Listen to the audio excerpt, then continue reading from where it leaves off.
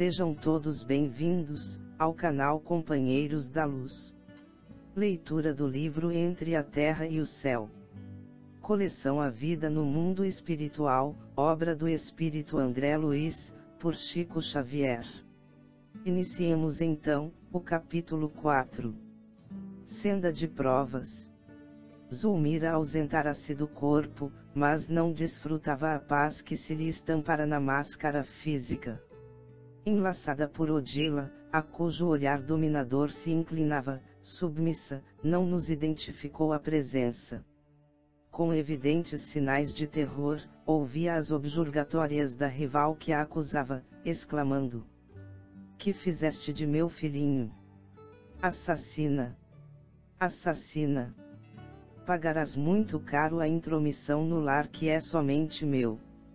Destroçarei tua vida, não me furtarás o afeto de Amaro. Armarei o coração de Evelina contra ti." "Não, não", respondia a vítima. "Não matei. Não fui eu quem matou. Hipócrita.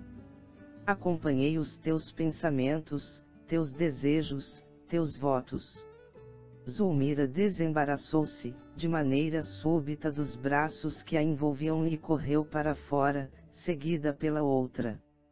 Esclarecendo-nos bondoso, Clarencio observou: "Quando a pobrezinha consegue sossegar o corpo, cai no pesadelo agitado. Acompanhemo-las." Dirigem-se à praia, onde ocorreu a morte do pequenino.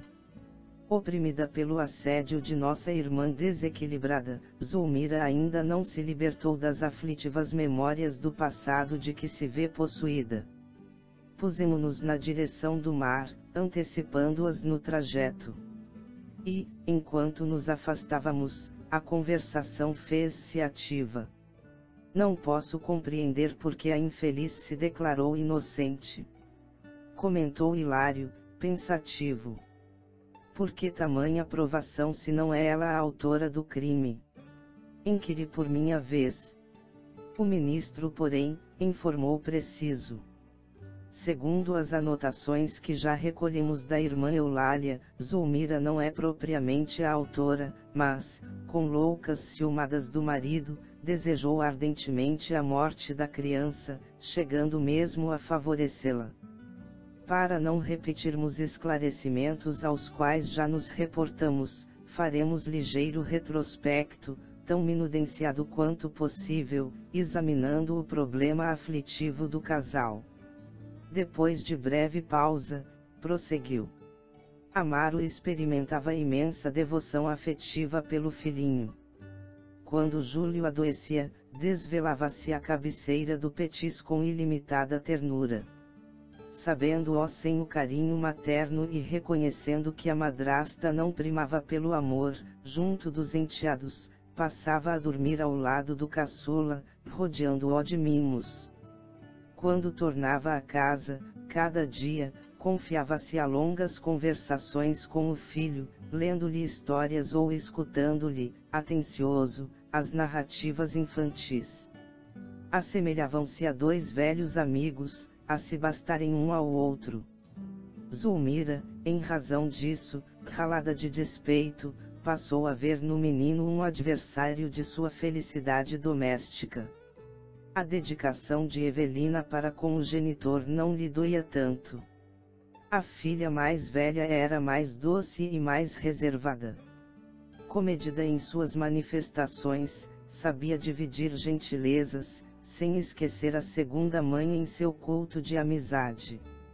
A madrasta nada sentia contra ela, mas o pequeno excitava-a. Júlio, no extremado apego ao genitor, costumava exagerar-se em traquinadas e caprichos que Amaro desculpava sempre, com benevolente sorriso. Zulmira, pouco a pouco, permitiu que o ódio lhe ocupasse o coração e deixou que o ciúme a enceguecesse a ponto de suspirar pelo desaparecimento do alegre rapazinho. Despreocupava-se intencionalmente pela assistência que lhe devia e abandonava-o às extravagâncias, características de sua idade, alimentando o secreto anseio de presenciar-lhe o fim. chegava mesmo a estimular-lhe indébitas incursões na via pública, admitindo que algum veículo podia fazer o que não tinha coragem de realizar com as próprias mãos. Foi nessa disposição de espírito que acompanhou a família ao banho matinal, em clara manhã domingueira. Entregues ao contentamento da excursão, Amaro e a filhinha distanciaram-se, de algum modo, numa lancha pequena, enquanto Zulmira assumia a guarda do garoto. Foi então que o cérebro da moça deixou nascer escuras divagações. Não seria aquele o momento azado para consumar o velho propósito? E se relegasse o menino a si mesmo? De certo, Júlio, em sua curiosidade infantil, não resistiria à atração para o seio das águas. Ninguém poderia culpá-la. Passou do projeto à ação e de pronto se afastou. Em se vendo a sós, o caçula de Amaro interessou-se mais vivamente pelas conchas multicores a se multiplicarem na areia, perseguindo-as, encantado, pelo mar adentro, até que uma onda veloz lhe chicoteou o corpo tenro, obrigando-o a mergulhar. A criança gritou, pedindo-lhe amparo. Realmente, poderia ter retrocedido alguns passos, salvando-a, mas vencida pelos sinistros pensamentos que lhe dominavam a cabeça, esperou que o mar concluísse o horrível trabalho que não tivera coragem de executar. Quando notou que o enteado havia desaparecido, começou a clamar por socorro, de alma repentinamente dobrada pelo remorso, mas era tarde. Amaro acudiu apressado, e com o auxílio de companheiros, retirou para fora o corpinho inerte. Torturado, chorou amargosamente a perda do filhinho, recriminando a mulher.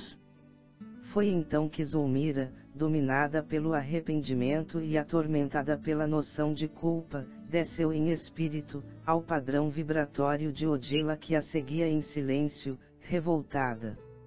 Enquanto se mantinha com a paz de consciência, defendia-se naturalmente contra a perseguição invisível, como se morasse num castelo fortificado, mas condenando a si mesma, resvalou em deplorável perturbação, à maneira de alguém que desertasse de uma casa iluminada, embrenhando-se numa floresta de sombra. O ministro fez leve pausa de repouso e prosseguiu. A pobre senhora, desde esse dia, perdeu a sorte doméstica e a tranquilidade própria. Ela e o marido respiram agora sob o mesmo teto, qual se fossem estranhos entre si. Mas, à frente da lei, Zulmira é culpada. Perguntei com interesse. O sábio mentor sorriu, significativamente, e considerou. Não, no sentido real da lei, Zulmira não é culpada. Entretanto, deitando-nos um olhar mais expressivo que de costume, continuou. Todavia, quem de nós não é responsável pelas ideias que arroja de si mesmo? Nossas intenções são atenuantes ou agravantes das faltas que cometemos. Nossos desejos são forças mentais coagulantes, materializando-nos as ações que, no fundo, constituem o verdadeiro campo em que a nossa vida se movimenta. Os frutos falam pelas árvores que os produzem. Nossas obras, na esfera viva de nossa consciência, são a expressão gritante de nós mesmos.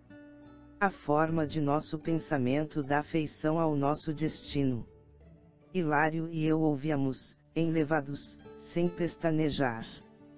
Clarencio, no entanto, guardando a intuição clara do serviço imediato a fazer, para não delongar-se em digressões filosóficas, retomou o fio central do assunto, esclarecendo.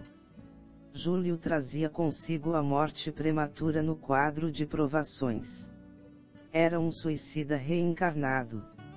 A segunda esposa de Amaro, porém, sofre o resultado das infelizes deliberações que albergou no espírito.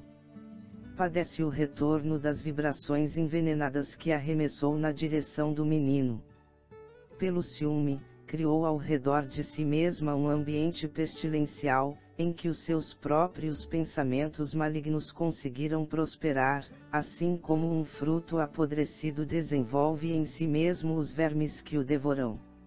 Supondo-se responsável pela morte da criança, de vez que asilou o delituoso plano a que nos referimos, Zulmira abandonou-se ao mal que trazia consigo, e mantendo-se ainda, ao mal de que a adversária é portadora, e tornou-se por isso, enferma e dementada. E o pequeno, em toda a história. Inquiri, admirado. Júlio foi conduzido à região que lhe é própria. Mas, Odila não poderia vê-lo, certificando-se de toda a verdade. Infelizmente, explicou o venerando instrutor, a infortunada criatura tem o centro genésico plenamente descontrolado e isso lhe impede a visão mais ampla. Não consegue querer senão o marido, em vista do apego enlouquecedor aos vínculos do sexo, que a paixão nada faz senão desvirtuar. Odila possui admiráveis qualidades morais que jazem, por enquanto, eclipsadas. Desencarnou em largo vigor de seu idealismo feminino, sem uma fé religiosa capaz de reeducar-lhe os impulsos, justificando-se desse modo, a superexcitação em que se encontra. Semelhante estado, contudo, é transitório e esperamos se submeta, de boa vontade, ao tratamento de reajuste que lhe será dispensado, em breve. Melhorada a situação dela, creio que o problema terá imediata e construtiva solução. Ia perguntar algo de novo, mas atingiramos a praia e Clarencio determinou nos puséssemos a observar. Chegamos ao final deste capítulo. Não percam o próximo de número 5. Valiosos apontamentos. Muito obrigado, boa reflexão, que Jesus abençoe a todos.